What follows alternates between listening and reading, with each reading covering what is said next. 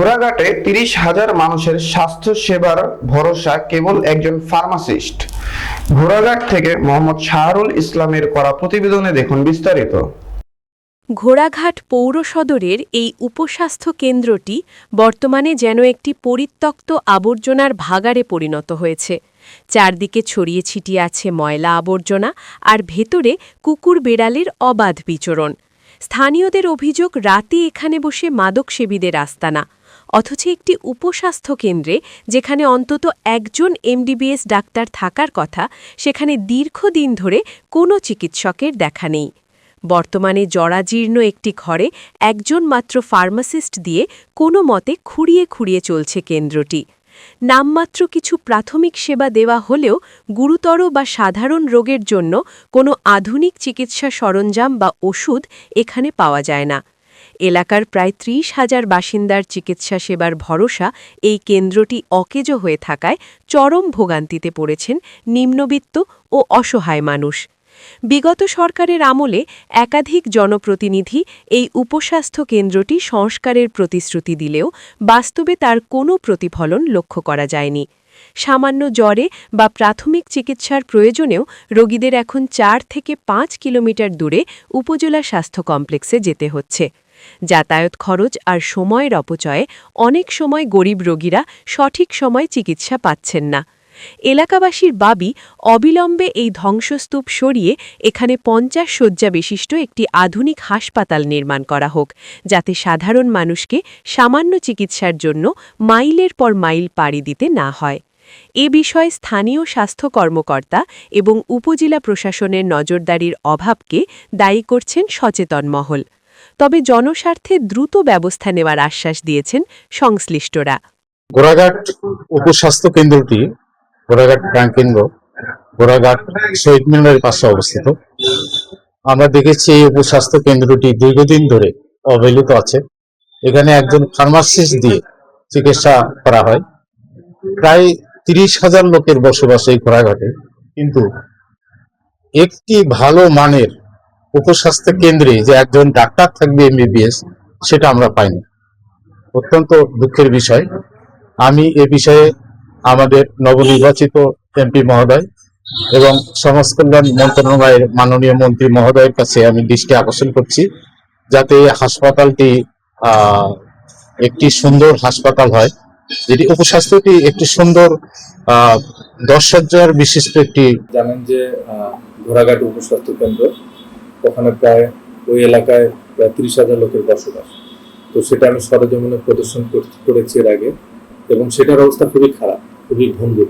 এটা পুনর্নির্মাণ করা প্রয়োজন। তা আমি এই ব্যাপারে আমাদের স্বাস্থ্য প্রকৌশল অধিদপ্তরে আমি নিজে এটা চিঠি পাঠিয়েছি এবং বারবার তাগাদা দিয়েছি। তারা আমাকে জানিয়েছে তারা এটা তাদের ঊর্ধ্বতন কর্তৃপক্ষকে জানিয়েছে। তা আশা করছি যে খুব শীঘ্রই হয়তো বা এটা একটা বিহিত। এই স্বাস্থ্য কমপ্লেক্সটা প্রতিবারেই বিভিন্ন সরকার বদল হওয়ার পরে এই প্রতিশ্রুতি দেয় যে এটা বর্ধিত করা হবে, এত শয্যা করা হবে, এ করা হবে, ও করা হবে, কিন্তু হয় না। এই আমাদের এখানে যে হাসপাতালটা আছে এটা অনেক ভঙ্গুর, মানে টিন খুলে নিয়ে যাচ্ছে, ইট খুলে নিয়ে যাচ্ছে, বিভিন্ন রকম। আর এখানে যথেষ্ট সেবাও পাওয়া যায় না, যথেষ্ট মাল মেটেরিয়ালসও নাই, ডাক্তারও তেমন নাই। মানে রুগী আসলে, তেমন ইমার্জেন্সি রুগী আসলে ওসমানপুর যাওয়া লাগে, তাছাড়া এখানে হয় না।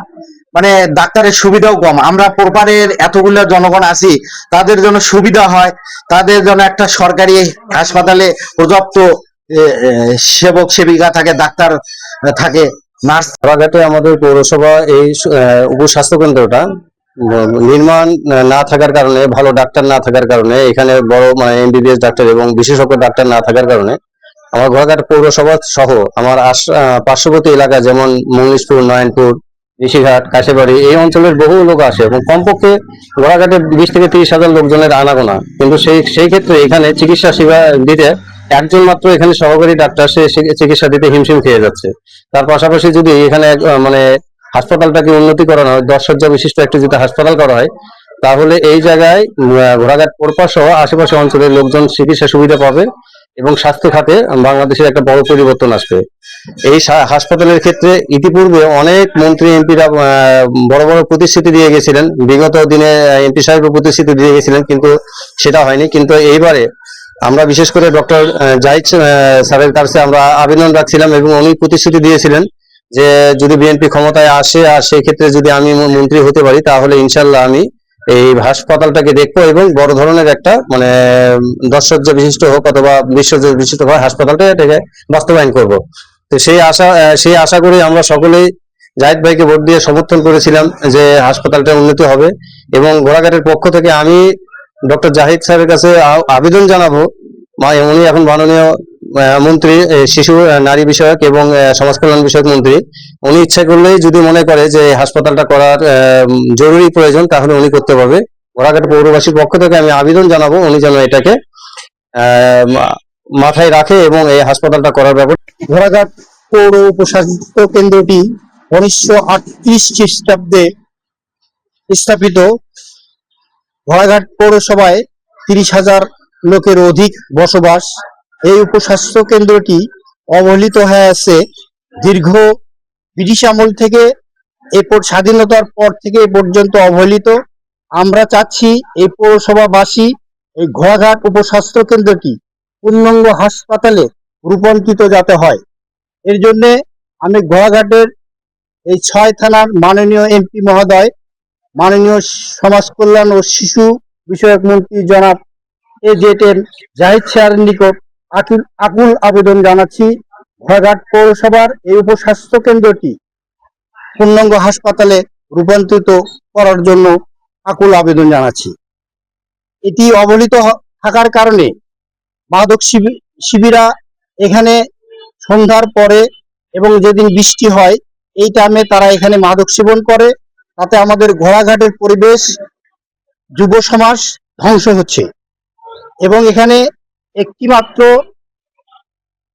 উপস্বাস্থ্য কেন্দ্রটিতে একটি ফার্মাসিস্ট দ্বারা রোগী দেখানো হয়। পর্যাপ্ত ওষুধ না থাকার কারণে আমাদের পৌর 30,000 লোকের কোনো ওষুধ তারা পায় না। এটি পূর্ণাঙ্গ